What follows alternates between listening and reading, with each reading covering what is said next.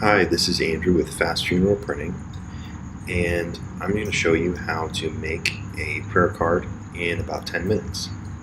So I am at fastfuneralprinting.com, and there are a lot of products on the site that are for memorial services, and you can go through all the information here and see everything that we can do.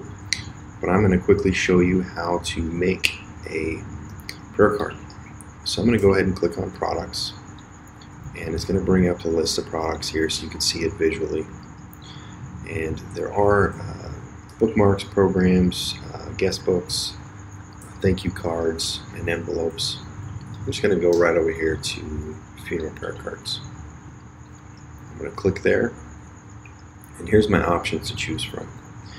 Now these options are kind of design starting points that you can pick so that you don't have to do much work. The whole goal of this is to make it as easy as possible. So the design your own is just a more plain design. It does not have a background, so if you have images or things that you want to put on there, it's a little bit easier to work with this one. But let's just go ahead and say that we like the Sunset Beach theme. We're going to select that one. Now, our whole point is that ordering these is easy. Step one is choose the options to get your price. Really, the option is we've already picked our design, and we're going to pick our quantity. So we can see what our price is going to be. And there are no, outside of shipping and picking the shipping speed, there are no fees for using the design or the template. It's just all in one. You get these cards printed and shipped out to you, and we're going to ship them out in 24 hours. So once we get through the customize to add your photos and text, we're going to check out and get it shipped to us. So let's go ahead and start. So I just clicked on customize this design, and now it's opening up our design edit tool. Now, depending upon what you want to do, there's a little bit of patience required to spend some time and make sure that things are the way that you want. But for the most part, it's pretty quick.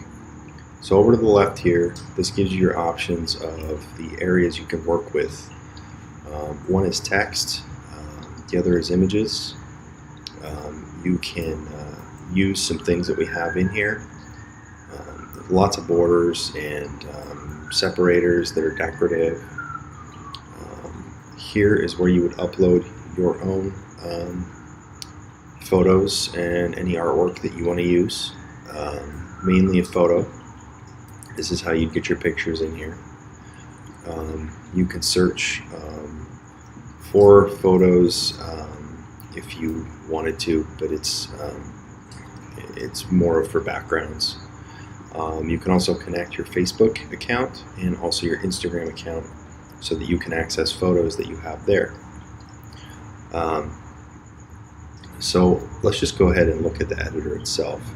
So here, if I click on everything, you'll see that it kind of pops open an options bar, and it lets me do things to that particular item. So this would be copy, this would be cut, this would be throw that away if we don't like that. And then there's other options to change positioning, to make them orient in different ways to the whole product. There are color adjustments you can make, and this over here opens up a full photo editor, which we don't need for this, but you might use for the photo that you're importing to touch it up a little bit. So we can just drag this back to where it was. We liked it there. Now obviously you'll have your own photo that you'll upload. So for time's sake, I'm just going to leave that there. You'd upload that through this over here. But to edit this, let's say you kind of like this, but we want to change the font. So I'm going to select that. I'm going to go into the fonts here, and I'm just going to pick something a little different. So obviously you change that name, you can select everything and change the font. Let's say I want a different font there. Now let's go to the back side. So the back side has a lot of the same information. For most folks want to add more of the obituary here, get a little more text on there, because this isn't that much text. It's just kind of an example. So let's go ahead and delete these things here. Just click on them and delete them. We can always add text boxes to the canvas if we need. And let's take this guy, drag it up here, and let's get rid of this. So all I have to do to make this box bigger is to just enter more text. So here I've added some more text, and you can see that the box just gets bigger.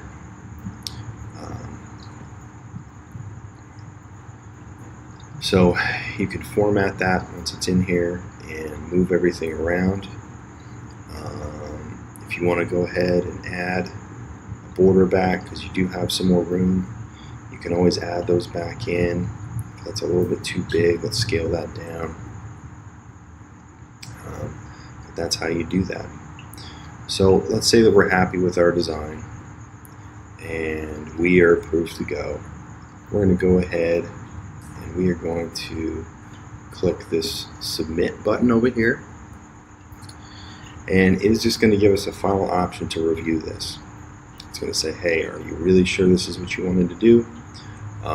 Obviously you can go back if you don't, but let's say, yep, this is what I was looking to do, and we're going to click that. It's saving the design, and it is added to cart.